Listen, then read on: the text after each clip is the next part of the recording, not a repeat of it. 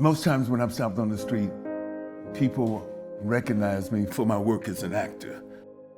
But it was my work in activism that really brought me to acting.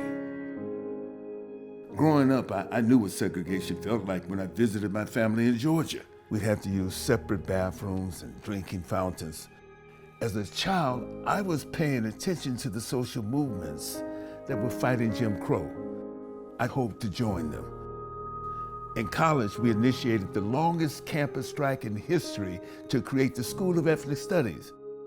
And I became deeply involved in the struggle against apartheid. Often when we see change, there's certain events that precede those movements.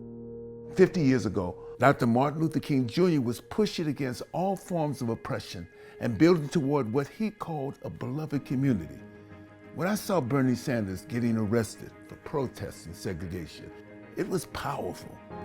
The presidential candidate that had put himself on the line to be on the right side of history. I think Bernie is one of us. I think Bernie is with us.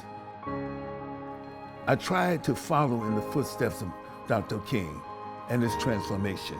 He moved from being a traditional civil rights leader into a human rights leader as he began to organize the Poor People's Campaign, where working class blacks, whites, Latinos, Asian Americans would come together around the agenda of economic justice. And that's what Bernie is trying to do today. Build an inclusive movement that makes this country work for all of us. That's why I support Bernie Sanders. I'm Bernie Sanders, and I approve this message.